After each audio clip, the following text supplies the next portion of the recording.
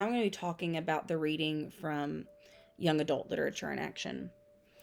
On page 79, it says contemporary realistic fiction consists of stories that could happen and are stories that reflect a wide variety of experiences by young adults.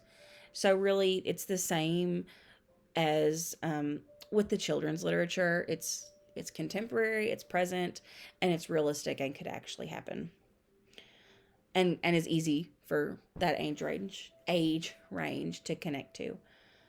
On page 80, the sentence, teenagers are naturally philosophical people, it just kind of stuck out to me. It made me think of the book The Perks of Being a Wallflower, which I just loved in high school. There's the sentence, and kind of all throughout the book, in this moment, we are infinite, which is really pretty deep.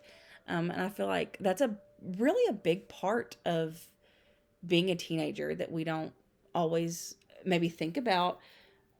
I agree that teenagers are philosophical. It's part of that kind of angstiness, that kind of figuring yourself out, kind of some existentialism that I mean I went through as a teenager. I assume other teenagers do, um, but it, it that just stuck out to me. Kind of calling attention to that teenagers are really naturally philosophical people. On page one, not page one, excuse me, page 80 through 81. I've got the list on my phone. Um, Characteristics to be found in good contemporary realistic fiction for young adults. The protagonist is a teenager and the narrator of the story. Parents and other adults fade into the background as the young people control events. And I hadn't thought about it because it has been a little bit since I've read young adult fiction. But that is true. The books that I liked the best when I was in that age range were the ones where it was very little adults, almost exclusively the kids, the teenagers, because that's what felt the realest to me. As a teenager, I loved my family, obviously, but it's almost who is more important. Well, my friends, my peers, they weren't really, but it felt like it. That was the more relevant to me. Um, Characters are engaging, well rounded, and true to life. The depiction is without stereotypes, and an accurate reflection of contemporary life that offers realistic portrayal of the human condition. So it's like I said, it doesn't have those stereotypes, those biases. It's realistic, true. Um, Sensitivity is shown to all people regardless of sexual orientation, age, religion, race, socioeconomic level, and culture. Um, the setting is believable, so that realistic. The language accurately reflects the characters and the social class, educational status, and culture in which they identify. Um, I read, I can remember reading, it was the sequel to the Battle of Jericho, and I'm not going to remember the title of it, but it was the sequel, and it's centers around it's a black community. It's Sharon Draper. Um, and the way they talk was not really like I little white girl talked. It was real, and it felt real. It felt like a lot of my some I shouldn't say some of my black friends would talk. It just felt really true. It didn't feel like whitewashing. It felt realistic.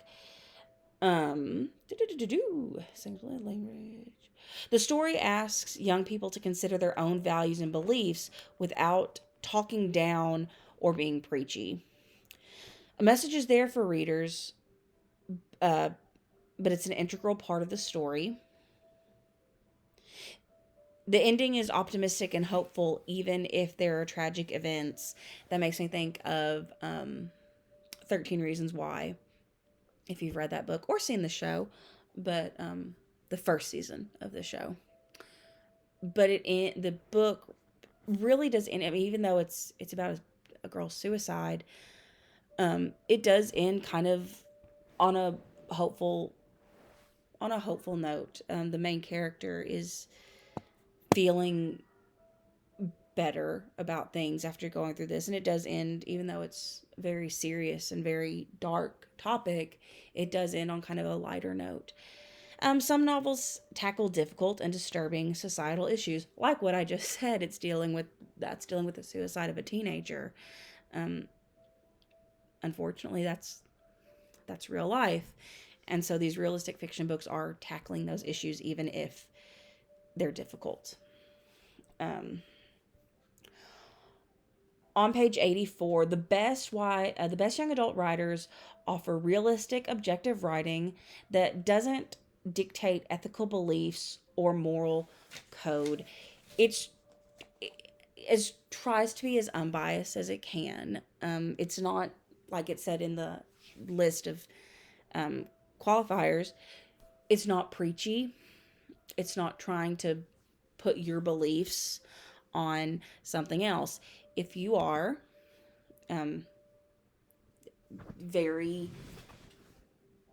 well, someone who is Southern Baptist, Missionary Baptist, and has really strong views on things like homosexuality, probably shouldn't write a realistic fiction book about a gay kid in high school, because it just would be hard to keep that bias out and keep your beliefs out. And the good realistic fiction books, you don't want to get real preachy about things. Moving on to historical fiction on page 109. Historical fiction is fiction that takes readers to the past. So to me, that's really saying that first and foremost, it is fiction. It is a story before anything else. That's really what it is. Page 110, the emphasis of introducing historical young adult novels to readers should be on the pleasure of the story. It does talk about how kids, because they associate it with history class, which they may or may not enjoy. I think more common than not, they don't. And so it's really not like, you don't focus on the fact that this is set in the Great Depression. Don't focus on the fact that this is connected to this big historical event. Focus on the story, because it is fictional. Just focus on the pleasure of this story. On page 111, it's almost impossible for any writer to not be influenced by their own biases. And that was kind of like what I said earlier about it's not being preachy. If it's some sort of event where someone may have very strong feelings one way or the other for whatever reason, they probably shouldn't be the ones writing a historical fiction book. And that may not be the best historical fiction book, because it's not...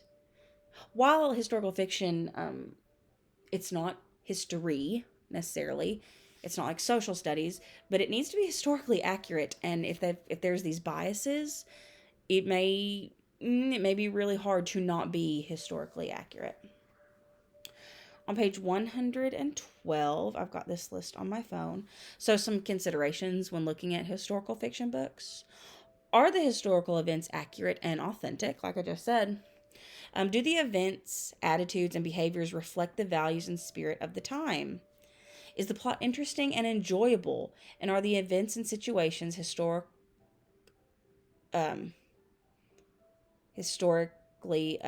possible and plausible? So like I said, is the plot interesting and enjoyable? First and foremost, it is a fiction book. It is not a textbook. It is supposed to be read for fun. Is the dialogue realistic and conversational in tone? It's not real formal. Yet again, it's a fictional book. It's a story. So it shouldn't read like some textbook or like some kids, play that they might come up with in history class. It should be an easy, normal dialogue in the book. Are various points of view represented? Are the characters and situations believable? So to me, that kind of thinks like, if you're doing a historical fiction book, it is not believable. It is not realistic to think that if you're in Tudor England, that a peasant is going to make friends with Henry VIII. That's not realistic. That's not believable if you know anything about Tudor England.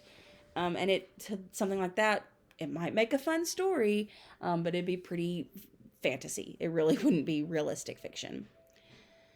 And do the themes provide insight into contemporary issues and problems? So even though it's historical, do the themes connect to themes that are relevant today and relevant to what kids are dealing with now? Um, I was just going through at towards the end of the chapter some of the lists of some historical fiction books, and I saw The Boy in the Striped Pajamas, and it just took me back like a hitting a brick wall, going back to being in seventh grade and reading, maybe eighth, but I think seventh, and reading that in the basement of our house at the time, and just sobbing, crying, thinking, I'm gonna have to take this library book back. And it's got my tear marks in it. Because it was, that's about World War II. It's about the Holocaust. And it felt very real. I've really connected to it.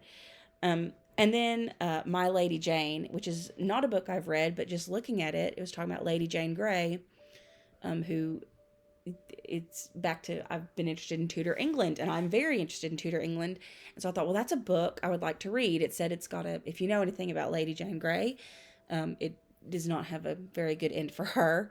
But this one it said it has a better end for her, and I thought I would really like to read that.